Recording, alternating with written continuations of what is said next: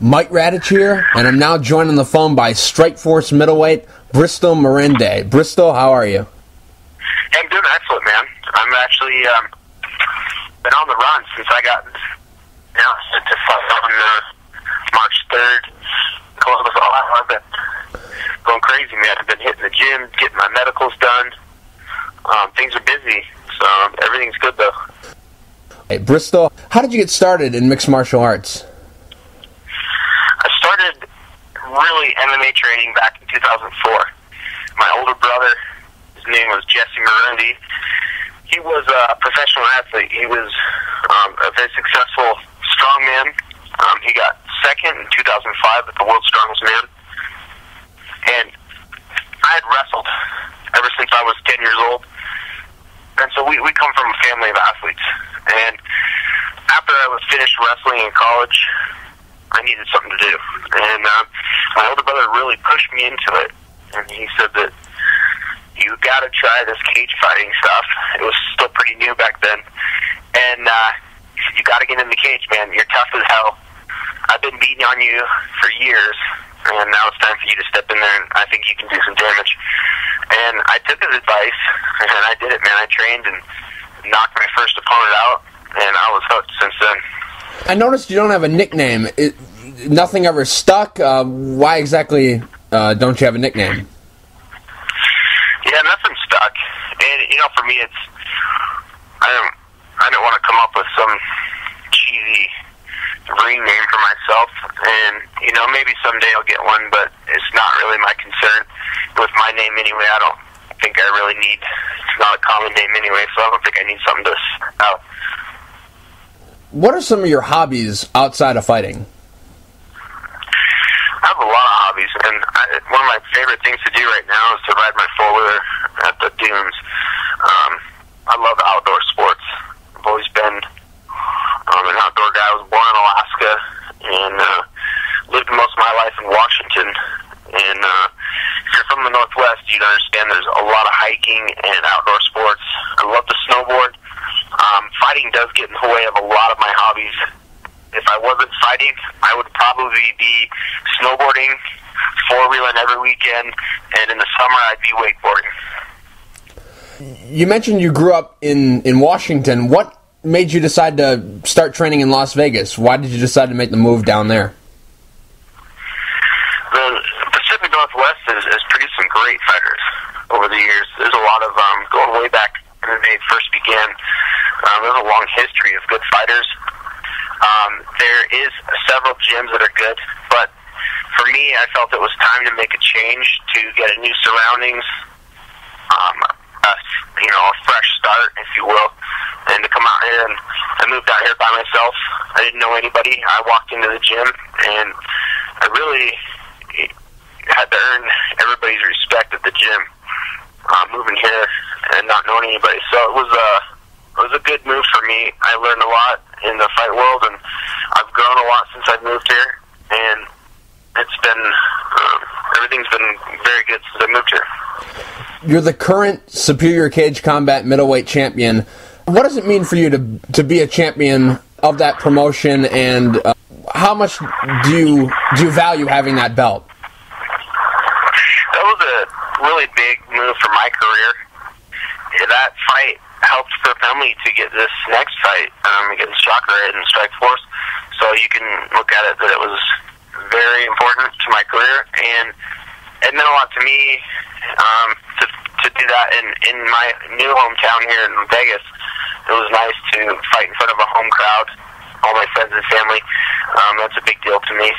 And it was Superior Cage Combat is doing a lot of big things in the MMA world, and look for a good future from them. In your last fight, you defeated Jay Silva by decision. How did you feel about your performance in the fight? My performance was good. I wasn't, super excited about the fight and how it went. I watched the video several times, and, I think I liked it the more I watched it because I was extremely smart and cautious. And, that was really that win. I knew, I felt the pressure that win was very important. And I was very cautious, and I didn't really step out of my comfort zone in the fight. So, in a sense, I assured myself a win. I won, in my opinion, every single round. I almost submitted him in the first round. He really never had me worried, never had me rocked once.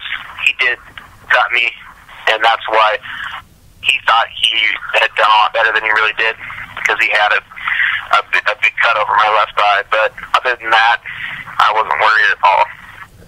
Now you're going to be fighting on the Strikeforce March 3rd card. How did this fight all come about? Were you pursuing them when you found out that Jacare Souza's opponent had pulled out? Was your management, or did they come find you? How did this... I've emailed Sean Shelby several times, and he knows who I am, and it was my shot, basically, to get in the big organization. And so he emailed me and offered me a fight, and that was yesterday, so I guess 8 or 9 days notice. I'm not going to say no, I'm a fighter. I show up to fight. Is it ideal? Probably not ideal. But if a fighter goes into a fight 100%, he probably isn't training hard enough.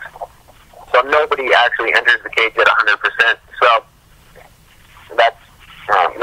I'll prepare in the time that I'm given. Were you training for another fight, or were you just doing your regular routine? Definitely wasn't training for a fight in particular, but I was in the gym training. I'm always training. I enjoy to be in the gym, so it's not a chore for me to be there. So for me to sharpen my skills and get in shape, it wasn't a huge adjustment. Is this a one-fight deal, or is it, we'll see how you fight and then we'll bring you back? What exactly did they tell you? Well, Strikeforce is doing 6 events next year, so it's going to be tough for any fighter to get on there. So, I was offered a multiple fight deal, and that's fine. I want to fight there again, but really my focus obviously is on this fight, and I think, like any promoter, is going to look at the fight and base my next future fights on their performance, and I don't blame them for doing that. Is it an exclusive deal, non-exclusive? What exactly is it? It's a standard exclusive fight contract, and like any Zuffa contract, I'm assuming they can terminate you at their discretion. But again, if you put a good show and you fight well, they'll bring you back. How are you going into this fight? What's your mindset going into the fight? Because, he's the former champion. You're making your debut. Are you going in there like you have nothing to lose? Or are you going in there with a little bit of pressure because, this is your debut and you want to be on the big stage? How exactly are you going about this fight? That's a good question, is how's my stress level? How's the anxiety coming into this fight? I don't feel any more anxiety than I did in my last 20. I feel the same. I might even feel a little less, because this is my fight to win, and this is Jacare's fight to lose.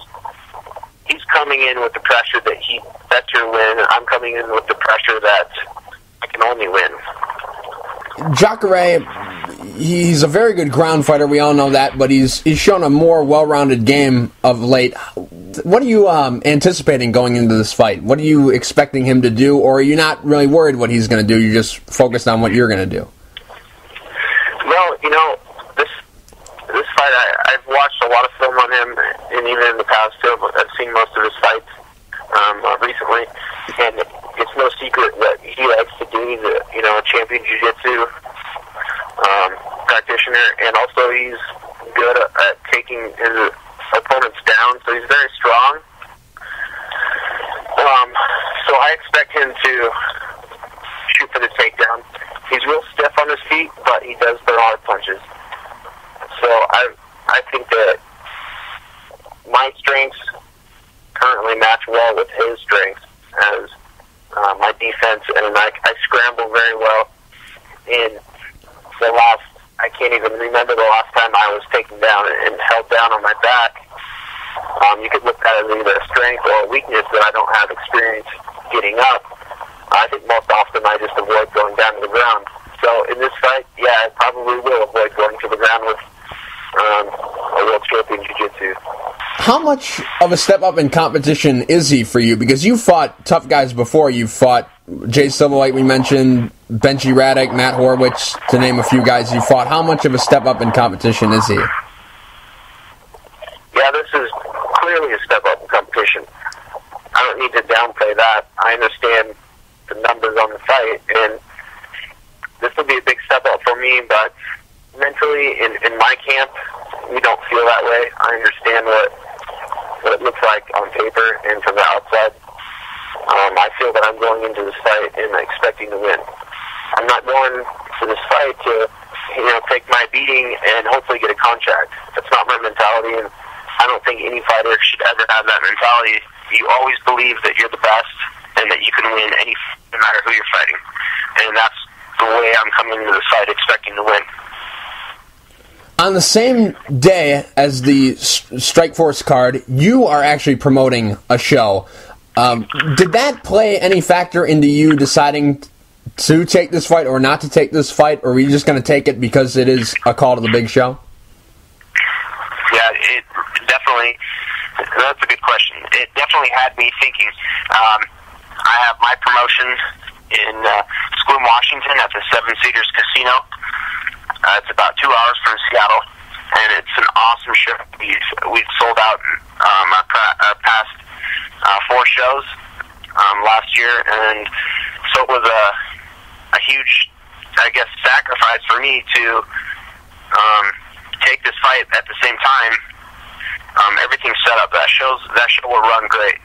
So this was an opportunity for me. So I'm taking the opportunity that's presented to me, and I'm going to make the most out of it. And my show will be just fine. All the fighters are going to put on a great show. Everything will run smoothly. So it's going to be, put it this way, March 3rd is going to be a huge night for me. Who's going to be running things while you're in Columbus? My younger brother, Brady Marunde, is stepping in to fill in for me. He's going to do a job. He knows how the show runs, and he's very organized, and he's a good leader. So everything's going to run just fine. Is this an amateur card, a pro card, a mixture of both? What exactly is it? Yeah, it's a pro-am card. So we're going to do 2 pro fights, and then we're going to do 14 amateur fights. So it's a huge fight card. We're pulling in all the best local and regional talent, and I'll post video on YouTube of the fight. So it's if anyone wants to go check it out, it's Rain Promotions is the company, and the fight is called Rain Fighting Championships. How many shows have you promoted? I've promoted out at Sequim. I've done at the casino, 8 shows now. And when did you start promoting fights? I've started promoting about 4 years now. It's a difficult business to get into, and I've learned a lot of my way, and it's one of those niche businesses that there's no book to go read how to be a successful promoter. And I mean, you can read all the material you want, but when it comes to MMA promoting, there's only a few people that do it right, and they definitely shine, and I think we're one of them. And we're growing, and we're expanding into a bigger venue. We're moving into Bremerton, Washington, and essentially we're going to triple in size our next event.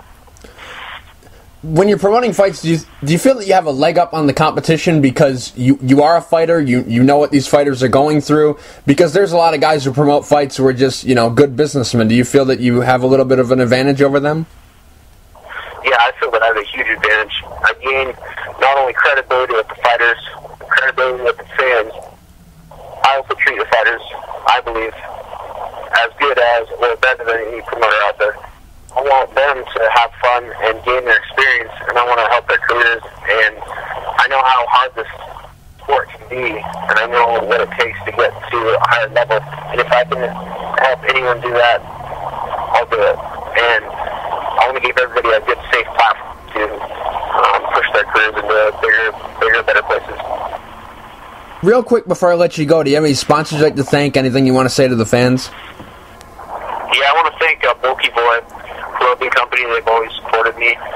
They were there at my my championship fight recently, and I have to say that, you know, there's so many people that supported me, but one person that stands out was my father, Chuck Marunde, who's always supported me since day one.